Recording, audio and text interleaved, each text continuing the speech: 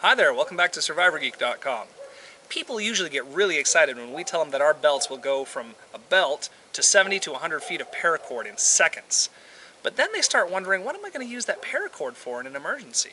Fortunately, Survivor Geek is here to tell you a bunch of different uses for your paracord in an emergency situation. Today we're going to focus on 10 clothing uses. Now usually the first question we get when we tell people that our belt can come apart into this length of paracord is, well, if I pull my belt apart, then how am I going to keep my pants up?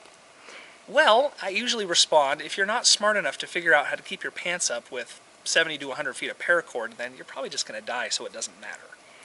However, for those of you who are wondering, there's two different ways that I've thought of. Number one, you just run a length of the paracord around your through your belt loops there, tie it in a knot. Now this isn't the best idea necessarily, just because then if you've really got to go, you've got to mess with that knot before you can pull your pants down. So what I like to recommend is just suspenders here. You just put a loop over each shoulder and then it just comes off easy, holds them up while you need them. A clothesline can be very useful if you need to dry out some clothing. I like to use either a taut line hitch, like here, or you could also use a trucker's hitch. If you happen to have some plastic sheeting or a blanket available, you can also make yourself a coat or a makeshift poncho for bad weather.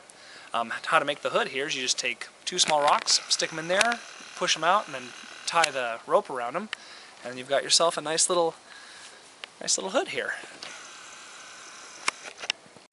If it's starting to get a little chilly, you can use it to tie a waist around a poncho or something like that, and then stuff the inside with leaves and grass and other things to use as insulation to keep you warm. You can also use it to replace a zipper pull on a zipper.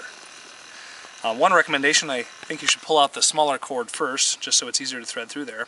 Now some people might say, well Doug, that's not really an emergency situation, now is it? Say, well, if this is the zipper on your pants, then you might disagree. If you need a way to carry your most essential survival items, a neck lanyard is a great use for your paracord. It keeps all your items right here around your neck so you're unlikely to lose them, and they're right at hand when you need them. You can also use your paracord to replace a drawstring in a hood or a backpack or some other kind of thing that carries a drawstring there.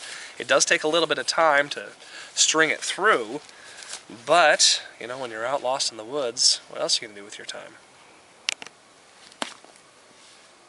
Well, if you happen to break your shoelace, then you can easily replace it with paracord, like I have with this boot.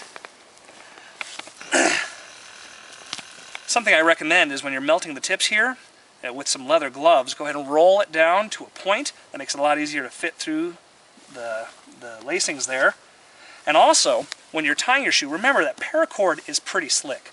So you're not going to tie it with the normal slip knot. What you want to do is roll it through once, and then twice.